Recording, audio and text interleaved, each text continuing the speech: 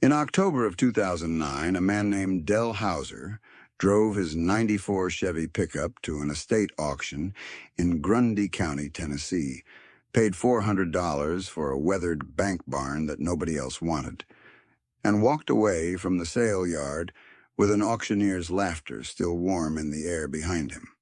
By the spring of 2019, that same barn had yielded more than 200,000 board feet of air-dried American chestnut, black walnut, and old-growth white oak, timber so dense and figured it sold to custom furniture shops and instrument makers at prices the county had not seen paid for standing trees in living memory.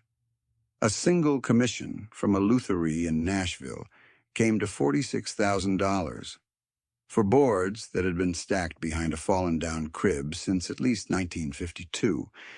The auctioneer's name was Gary Pruitt. He had been running estate sales in Grundy County and the adjoining hills for 22 years, and he was not a bad man. He simply could not see what Del could see. Most people at that sale couldn't. What Del Hauser carried to that auction yard, the knowledge that told him those weathered planks were worth more than the land they sat on, had taken 40 years and one dead man's notebook to build. This is the story of what he found and what it cost him to know how to look. Let me tell you about Del Hauser first, because to understand the barn, you have to understand the man. He was 53 years old in 2009, lean and slightly stooped the way joiners get after decades of bending over a bench, with hands so heavily calloused the skin at his knuckles had turned the color of old maple. He had grown up in Grundy County and left it once for 3 years of furniture-making school in western North Carolina, and then come back and never left again. He ran a one-man shop out of a converted equipment shed on his family's 12-acre place off Plunk Road, and he was known in the county for 2 things: a quality of silence that made people uneasy at first and grateful later, and an ability to read a piece of wood the way a doctor reads a patient. He made tables mostly, dining tables for families who wanted something that would outlast their mortgage, and blanket chests and sideboards for people who had inherited the taste for quality from their grandparents and found that modern furniture stores gave them nothing to satisfy it. He charged accordingly. He sold perhaps 12 pieces a year and turned away twice that many, not from stubbornness, but from a shortage of material worth the work. That was always the problem. Lumber yards stocked kiln-dried dimensional boards, uniform and predictable, and Del used them when he had to, but he knew the difference between kiln-dried wood and wood that had cured slowly in open air for decades, and once you knew that difference, he said, you couldn't unknow it. The air-drying distinction is worth explaining here, because it matters to everything that follows. When you kiln-dry lumber, you force moisture out of the cells quickly using heat, typically over a few days to a few weeks, depending on species and thickness. It works. The wood is dry and stable and ready to use. The speed comes at a cost, though. Internal stresses that have built up in the wood over the tree's lifetime don't have time to release gradually. They lock in place, and the cellular structure of the wood, which in a living tree is full of sugars and resins and complex organic compounds, gets partly cooked. The wood is technically dry, but it has lost some of what made it alive. It cups, it moves, it doesn't hold an edge the same way. Old-timers called it checking. The fine surface cracks that appear as kiln-dried stock adjusts to a new environment. Air-dried lumber is different. Left in a stacked pile with the sticker boards between layers for airflow, wood dries over years, sometimes decades, at the pace of the seasons. The cellular compression happens slowly. The resins concentrate and harden into the wood's structure. The grain tightens in a way no kiln can replicate. because no kiln can replicate time. The colors deepen as the natural oils oxidize, moving through warm amber to deep chocolate depending on the species.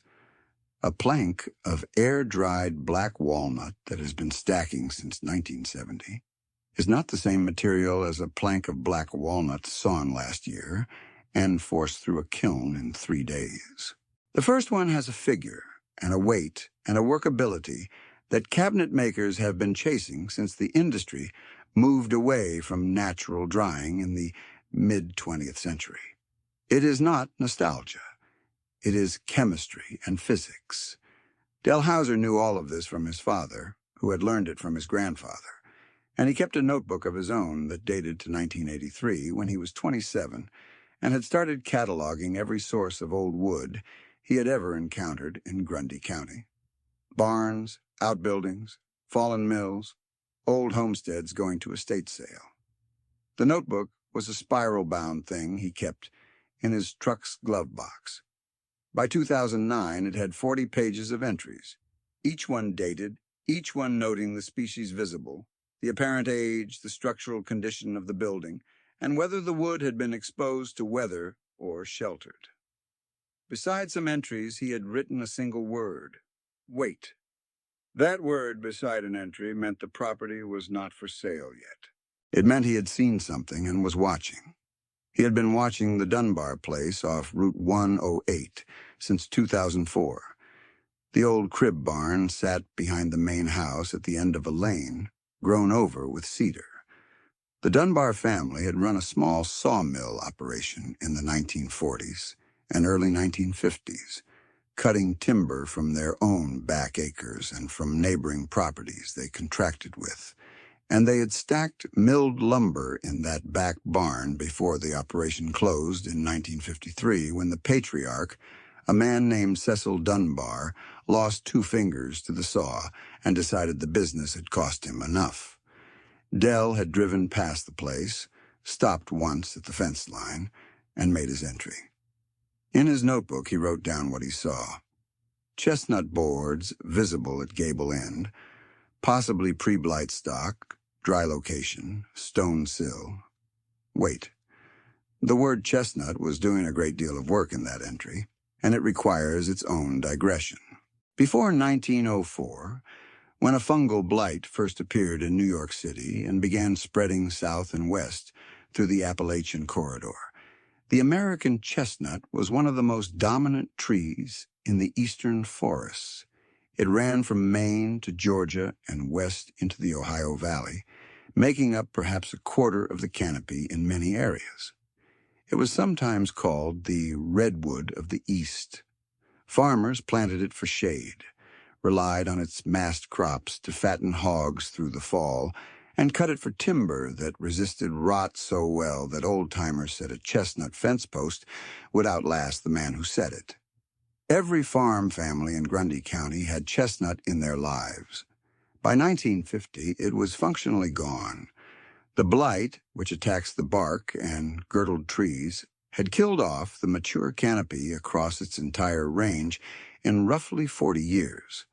What remained were root systems that kept throwing up sprouts, living just long enough to reach sapling size before the blight found them again.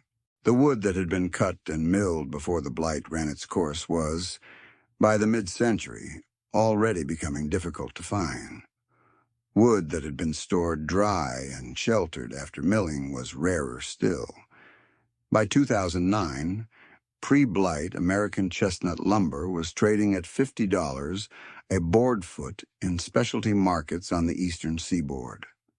More, sometimes considerably more, for wide, clear, figured stock. The reason was simple enough.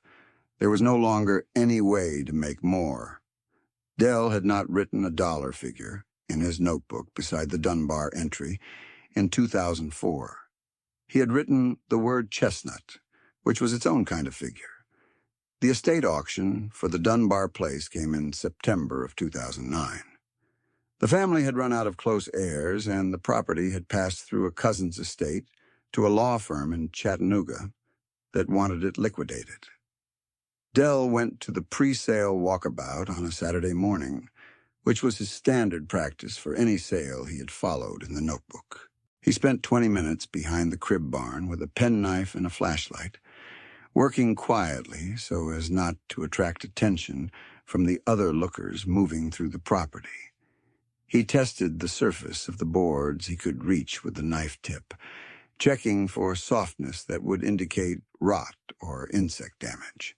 The wood was dense and close-grained and took the blade cleanly, the way old dry heartwood does, with a faint waxy resistance that told him the cell structure was intact.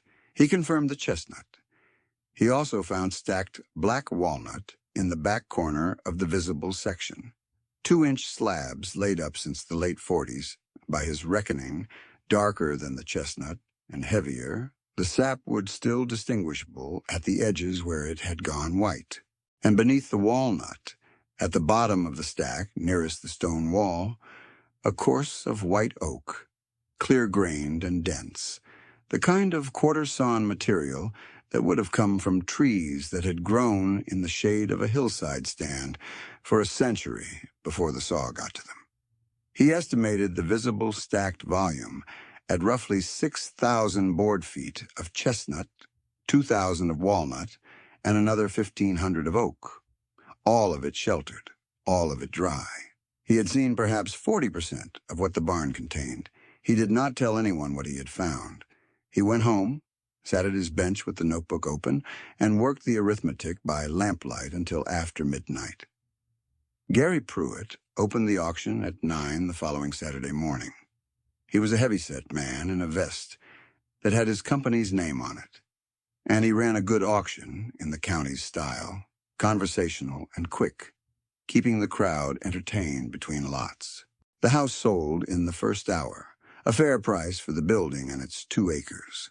The farm equipment went next, some implements and a brush hog and an old disc harrow that a neighboring farmer bought for parts.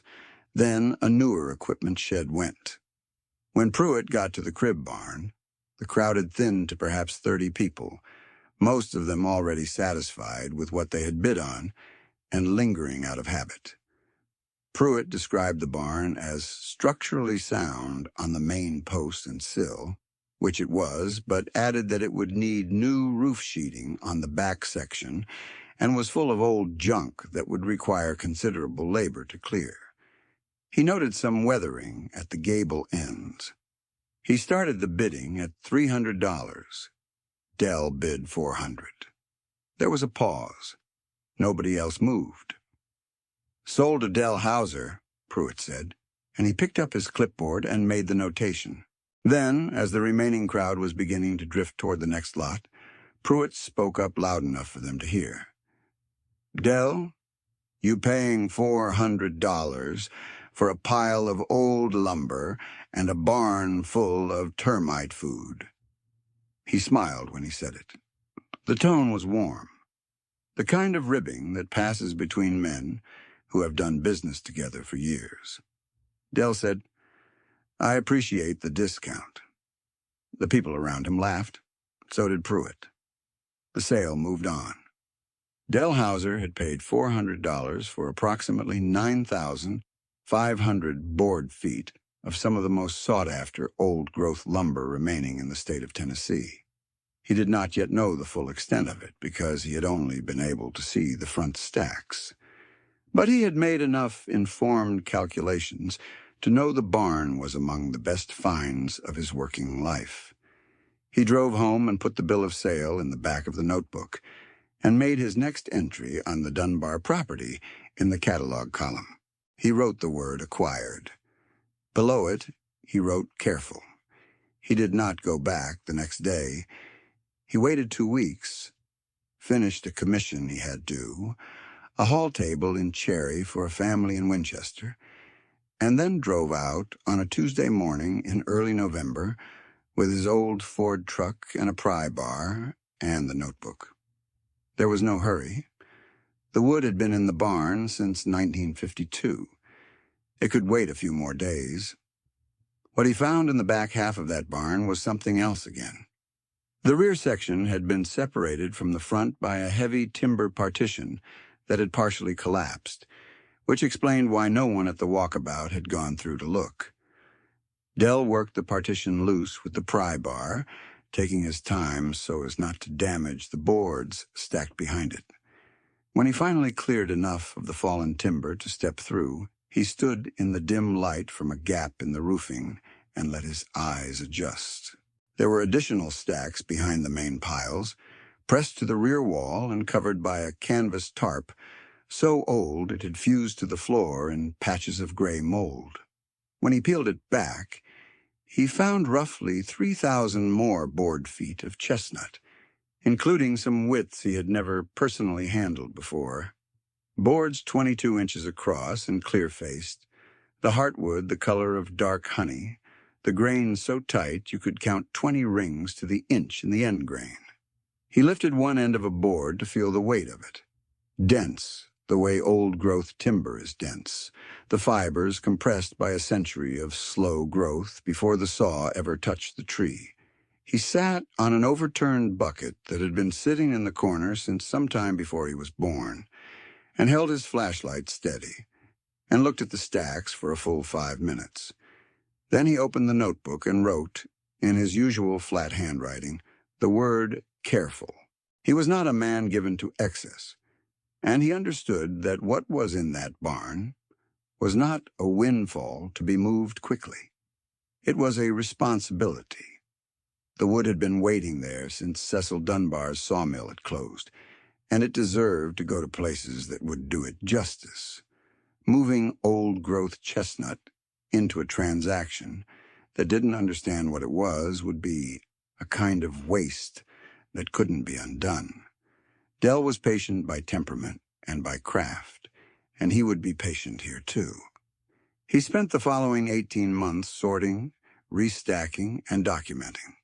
His neighbor, a retired schoolteacher named Ruth, helped him photograph and measure every board over 3 weekends in the spring of 2010, the two of them working through the barn with tape measures and a yellow legal pad, while Ruth called out the dimensions and Dell recorded them in his catalog.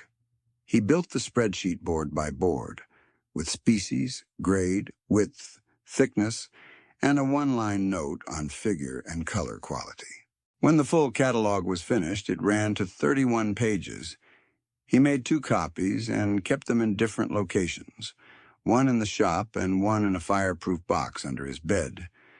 During this same period, a man named Travis Sells was doing exactly what Gary Pruitt would have advised anyone in the county to do.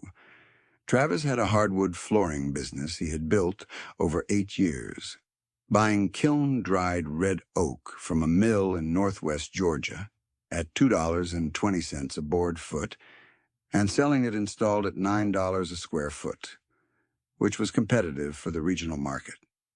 He had taken out an equipment loan in 2007 for a new drum sander and a truck-mounted drying unit that let him handle green wood on site. And the payments ran to $1,450 a month. His margins were thin, but the market had been moving steadily upward since 2004, and he was confident. He had 3 crews and 2 trucks and a good reputation in Grundy and Marion counties. Travis and Dell had known each other since high school. They were not unfriendly, though they moved in different orbits. Travis's business running at a scale that made Dell's one-man shop seem almost quaint. Travis had heard about the auction purchase through the county's informal network and had found Dell at the parking lot of the Grundy County Co-op in November of 2009 to say, without cruelty, that $400 for an old barn of junk lumber seemed like a lot of trouble for not much result. He made his case reasonably. Old salvage barn wood was unpredictable, he said, full of nails and hidden stress and sapwood gone punky. The labor of sorting it would eat any margin. If Dell wanted good material, Travis could get him pricing on the Georgia oak at a friendly rate. Dell listened to all of it without argument. He thanked Travis for the offer. he said he'd think about it. The housing market had been deteriorating for 2 years by then, and the wave of defaults that had been building since 2007 was still accelerating. Travis did not yet know how badly the new construction slowdown would affect his installation business. It would cut his work volume in half by 2011, while the equipment loan payments continued at $1,450 a month regardless. If it occurs to you that you have seen this pattern before, that confident, well-organized businesses pursued by credit on a bet that the market will hold, while a slower, more careful operator works at the edge of the system, you are not wrong to think so. The pattern is older than either of these men.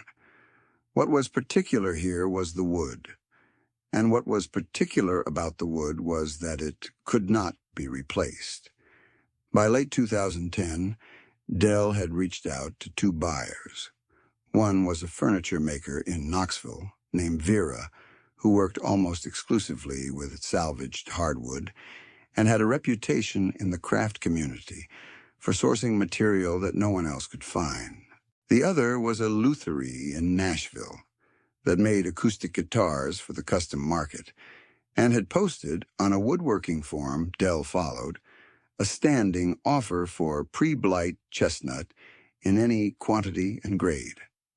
Dell sent each of them a letter with photographs and measurements, not asking prices, but asking what they were looking for and what they might do with it.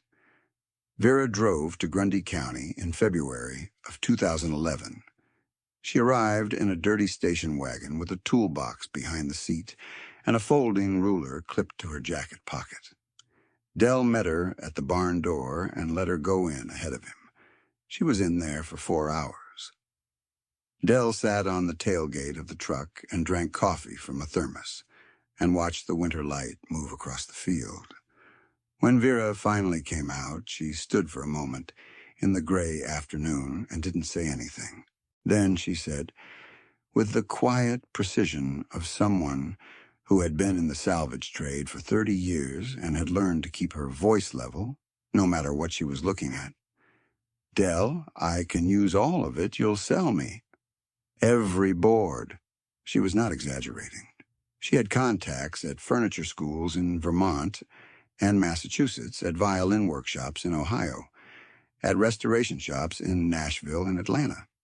She knew where wood like this went, and she knew that the supply of it was finite and declining in a way that would not correct itself. There were no more American chestnut forests. There would not be.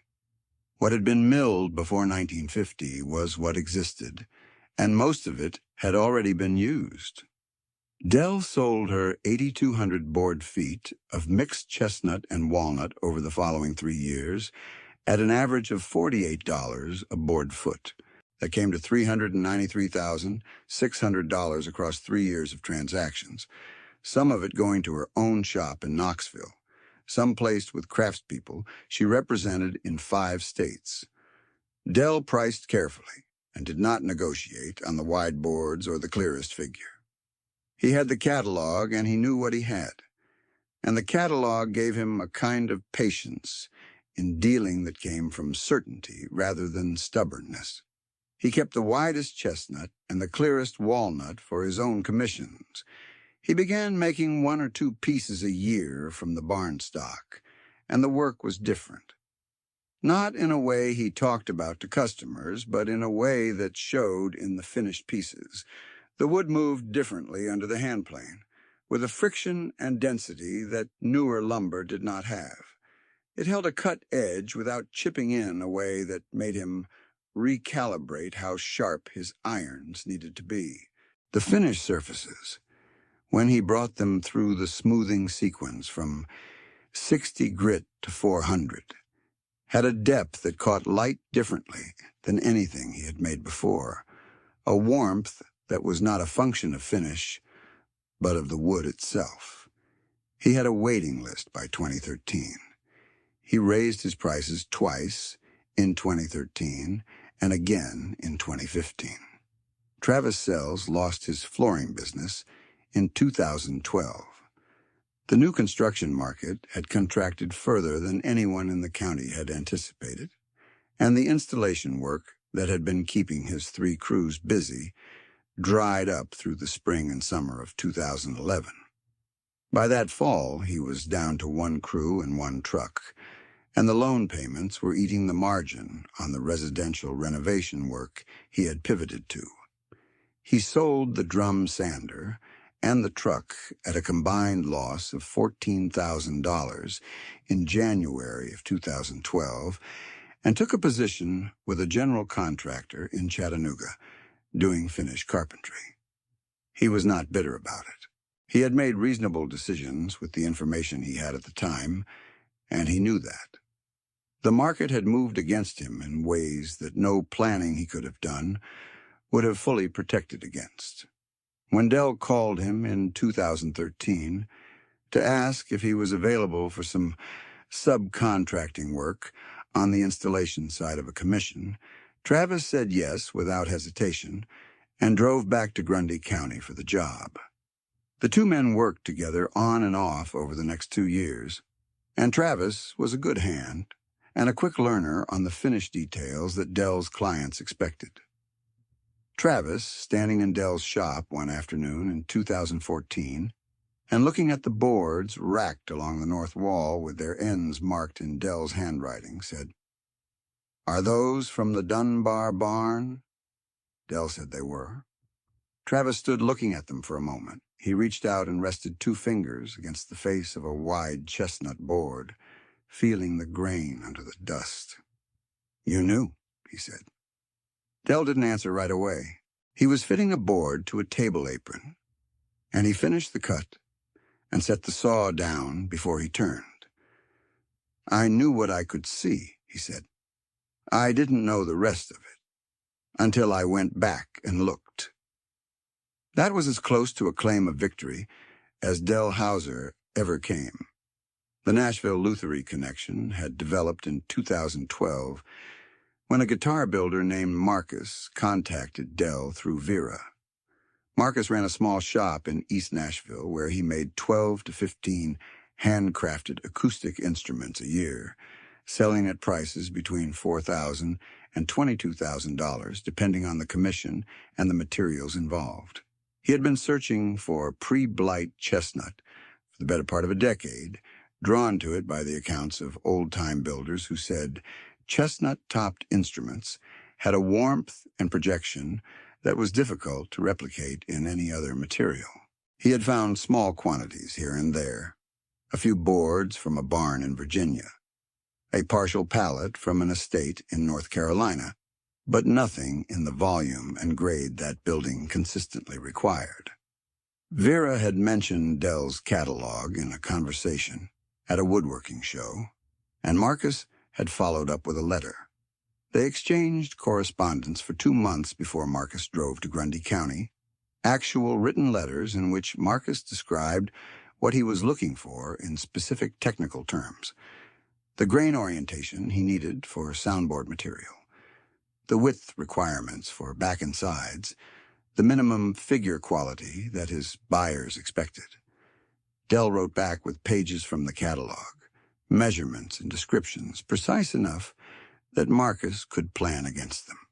When Marcus finally came, he pulled into the lane in a late-model Japanese sedan, stepped out wearing a canvas jacket over a heavy wool shirt, and walked directly to the barn without pausing at the house.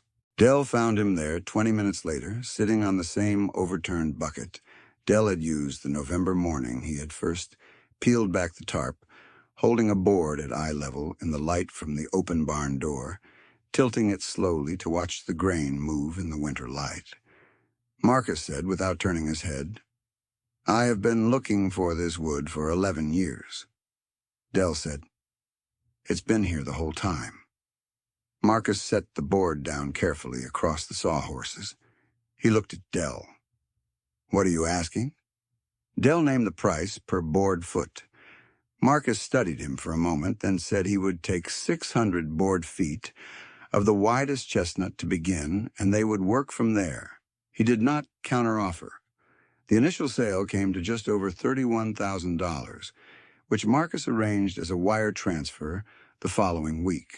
Over the 4 years that followed, he purchased an additional 340 board feet of figured chestnut at progressively higher prices as the supply from other sources dried up further, and the material's rarity became more widely understood in the Lutherie community on the eastern seaboard. Instruments made from that chestnut began appearing at competitions and showcases. 2 of them won category prizes. A collector in Boston wrote Marcus asking whether any additional stock was available. The board foot price that came back in response to that inquiry was not a negotiation. It was a statement. The $46,000 commission came in the spring of 2018.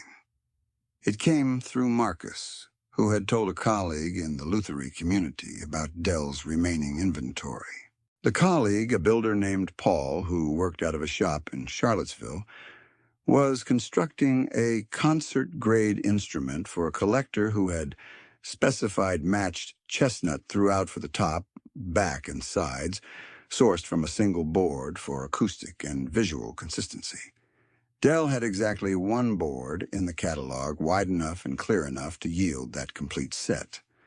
The caller of the commission, the price Paul quoted, came back to Dell by telephone while he was at the bench. He wrote the number in the notebook and sat with it for a moment. Then he went back to work. The $46,000 was not the largest sum the Dunbar material had produced by then, but it was the most compressed into a single transaction, and it was the figure that traveled when the story traveled. By that same spring, Gary Pruitt had heard about the barn several times over.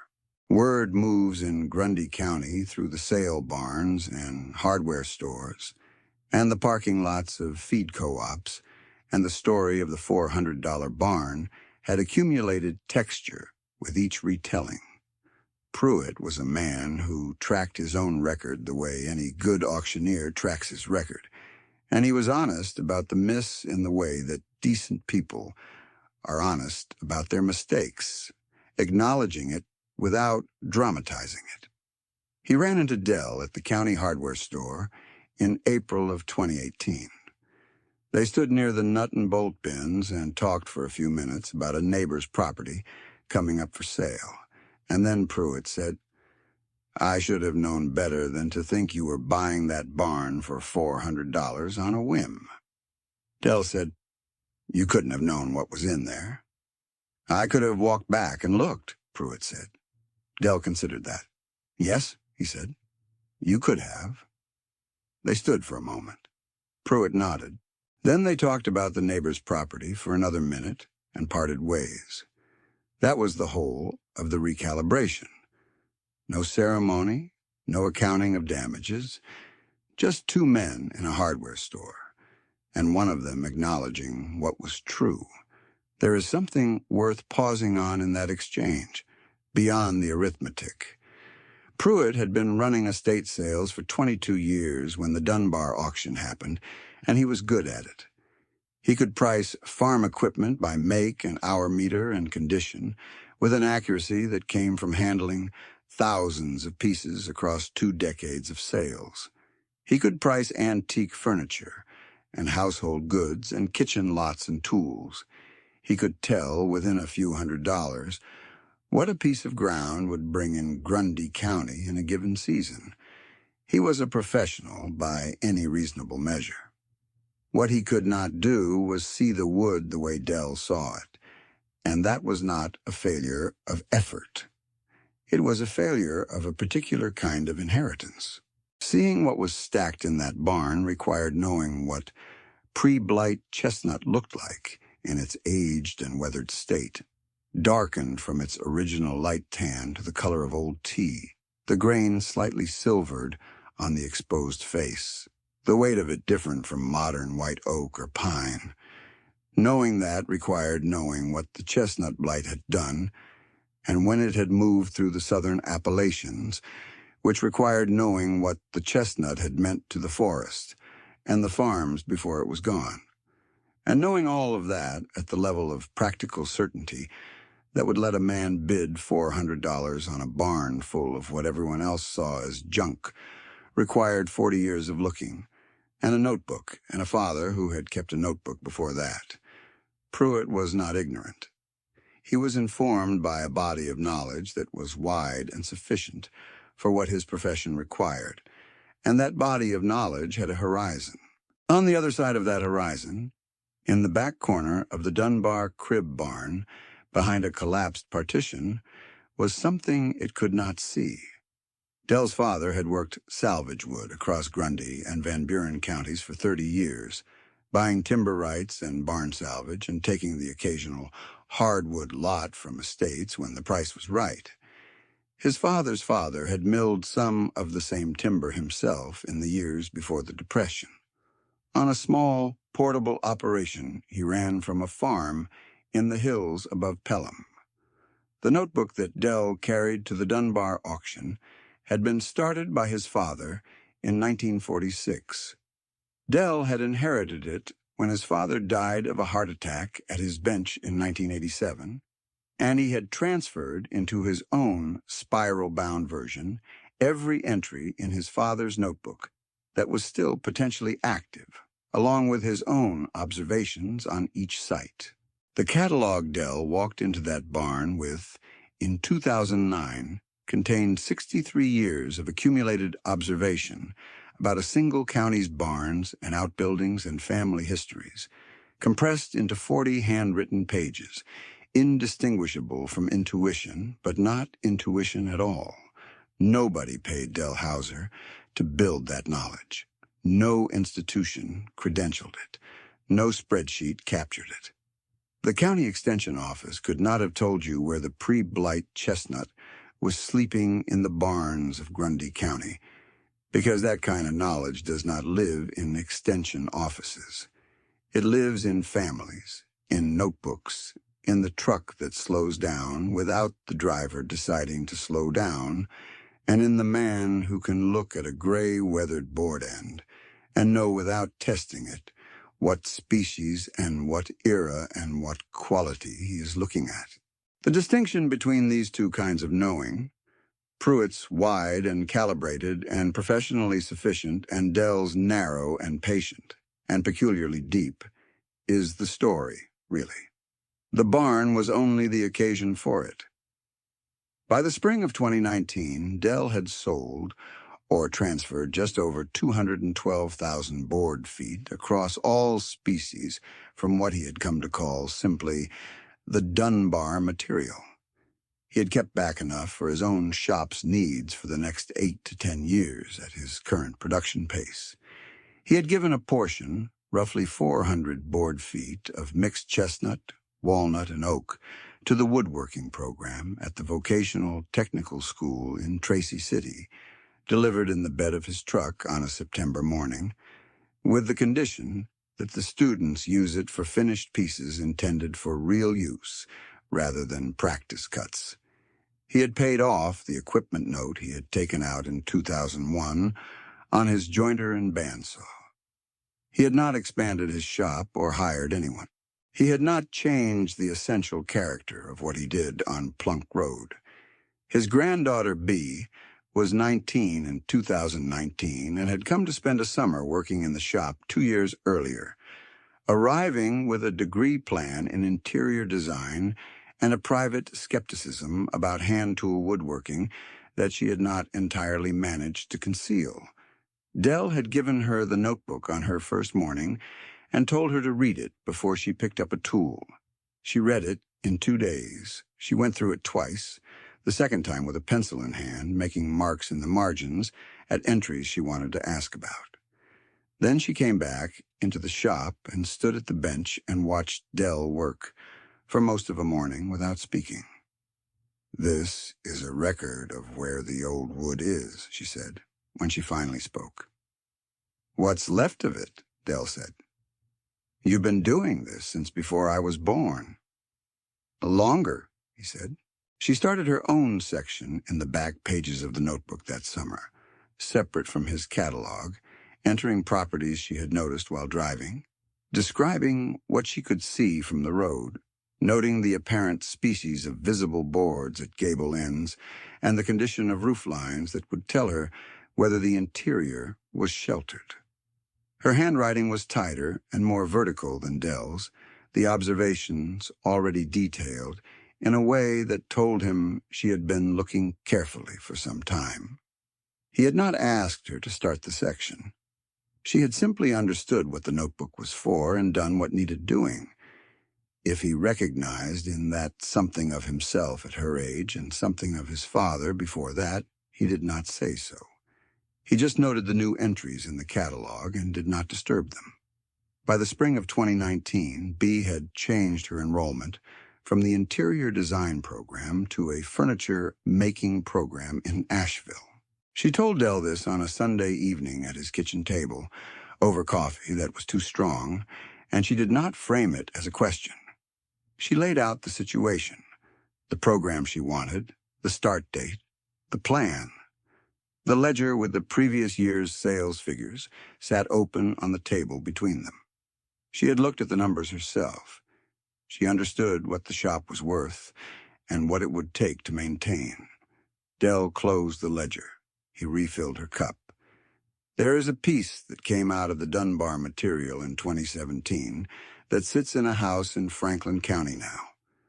A dining table made from a single wide chestnut slab, 21 inches at its widest, with a live edge along one long side, hand-planed to a smooth rolling contour that follows the original cambium line. The apron is black walnut from the same barn, shaped by hand and joined to the top with wooden pegs. Dell had spent 40 hours on the piece. The family who bought it paid $11,000, which was not the most Dell had asked for a table, but was appropriate to the piece, and they have told him in the years since that they eat dinner at it every night and that something about the table makes them slow down when they sit at it, something they can't quite name. They are feeling, probably, the weight of the material beneath them, the particular solidity of wood that was already dense and figured before it was ever cut, that spent another 60 years waiting in a dry barn, and that was then worked by a man who understood what it was. They are feeling the residue of something that cannot be manufactured and cannot be scheduled, time and the patience to let it work. Gary Pruitt retired from estate auctions in 2020 after a knee surgery, from which he did not fully recover the stamina the work required. He attended a small show of Dell's work that a gallery in Monteagle put on that fall, 4 pieces priced between $8,000 and $14,000. He walked slowly around each one and stood for a moment at the last piece, a blanket chest in American chestnut with wrought iron hardware, before walking out. He said to the gallery's owner on his way past that he wished he had understood what he was looking at back in 2009. The owner had not been at the auction. She had not seen the weathered barn or the thinning crowd or the auctioneer's easy laugh or the quiet man who had bid $400 and driven away. She had only the pieces in front of her, lit in warm gallery light, each one carrying what it carried. She thought Pruitt was speaking about the furniture itself. She did not know he was speaking about something behind it. That is always the difficulty with this kind of knowing. It is invisible until it produces something visible. You cannot see it on a bill of sale. You cannot assess it from a catalog description. You can only build it year by year, entry by entry, in a notebook you carry in your glove box on roads you travel slowly enough to look at what the fields and the gable ends are telling you.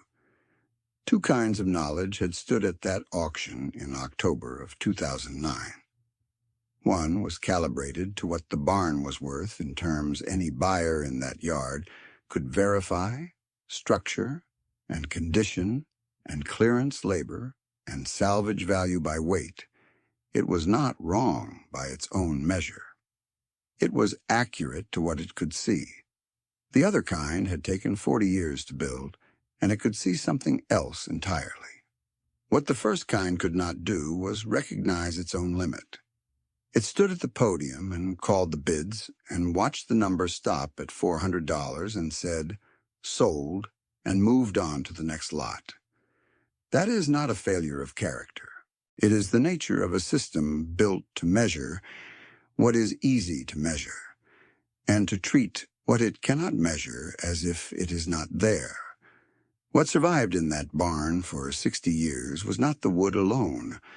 It was the knowledge that could find it, and wait for it, and read it by flashlight and penknife in a 63-year catalog of one county's hidden wealth. The wood was the proof. The knowledge was the thing.